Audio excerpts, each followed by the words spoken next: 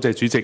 我哋睇翻咧上半年呢個建造業嘅嚴重工業意外咧，其實佔全港嘅工業意外咧係接近一半咁多嘅嚇。6月咧都有5單嚇。咁我知道頭先聽到咧好多罰則啊，好多智慧工地安全啊，好多培訓啊嘢已經喺度做緊啦。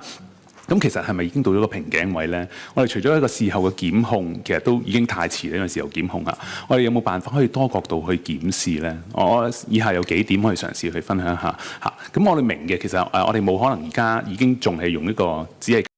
低者得嘅方法啦。咁喺分判中標嘅情況底下咧，頭先我聽過處方有提及嘅嚇。咁除咗成本技能我哋而家有加減分啦，喺意外嘅情況底下啦，有冇辦法可以加重嗰個嘅意外嘅呢個減分嘅權比啊？即係個 portion 嗰度可唔可以減低啦嚇？咁第二咧就係話喺惡劣天氣嘅工作守則嗰度咧，其實中間有冇一啲漏洞咧？現時因為我哋見到呢個數字咧，接近2至3成咧，無論直接間接咧，都係喺呢個惡劣天氣情況之下發生。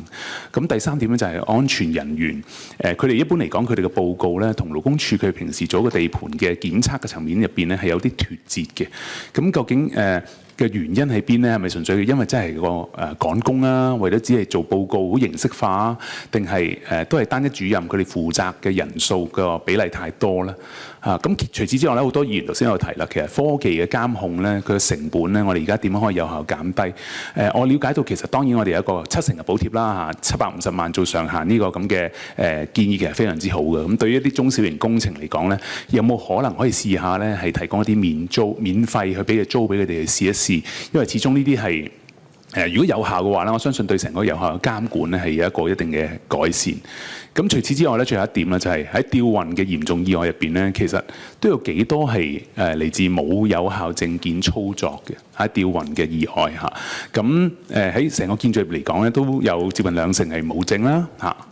咁喺呢2成入邊咧，有接近2至3成咧係黑工嘅喎。咁呢啲情況，我哋有啲咩辦法可以改善呢？我啱其實尋日先至喺雄安新區翻嚟，喺河北雄安新區，我見到好多咧新型嘅即係啲建造嘅職安嘅工具咧，其實好多都值得我哋去參考去使用嘅，始終係人命可貴啦。咁頭先提咗好多嘅，咁希望以後我哋可以繼續同處方可以有更加多嘅我哋工會嘅前線啦，一齊去繼續去長談去了解，一齊共同解決呢個問題。唔該，主席。好，唔該曬。頭先李議員都提到好多幾個問題，一個就係工期，一個就係安全管理，第三就係可以資助咧去應用更多啲嘅科技，第四我哋啲黑工嗰啲嘅問題。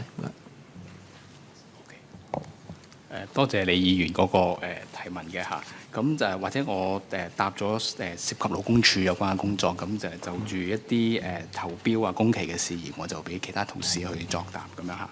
咁就喺勞工處嚟講咧，其實我哋咧又亦都出咗本工作守則咧，就係讓不同嘅僱主咧係針對一啲惡劣天氣嗰陣時候咧，就要採取啲即係相應嘅措施嘅嚇。咁嗰個守則咧，其中喺工作地點嚟講咧，我哋已經係第一，我哋就提翻現有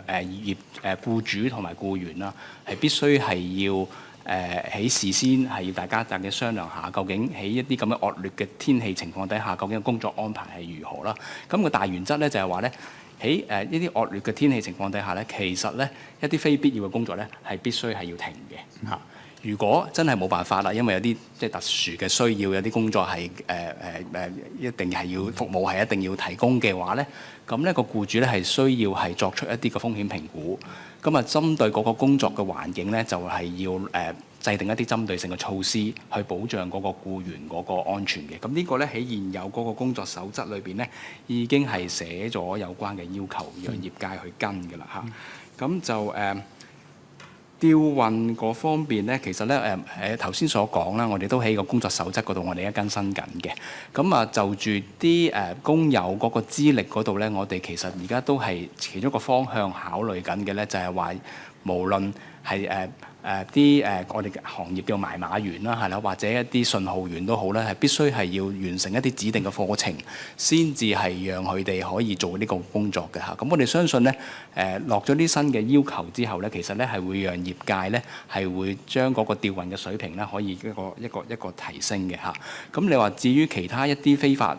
工作嗰個事情咧，其實咧我哋都樂意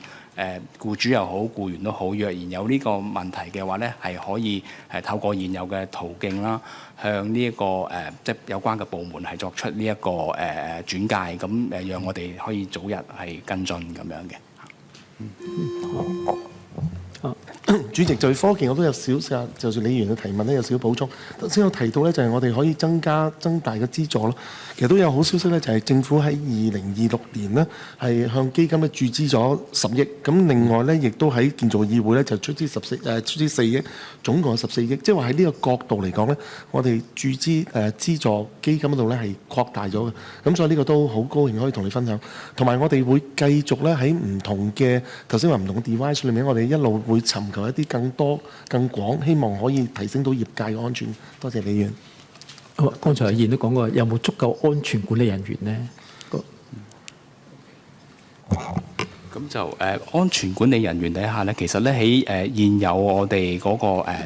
職安健嘅法例底下咧，其實我哋都有相當嘅具體嘅要求嘅。咁啊要視乎個別工地嗰個大小啦。如果佢係100人或者以上嘅咧，佢必須係要即係請一啲嘅安全主任啦。如果係比較細規模嘅，譬如話係20人或者20人嘅咁樣嚇，咁咧都係需要僱用一啲安全嘅督導員。咁呢個督導員嗰個其中一個嘅責任咧，就係向嗰個承建商或者個僱主咧，就作出一啲建議，就讓相關嘅工作咧係安全咁樣去做嘅。咁所以其實現有嚟講咧，嗰個法例嘅框架咧，其實都係足夠。而我哋平時喺日常巡查嗰度咧，我哋都會有留意安全主任又好，督導員都好，有冇履行佢相關嘅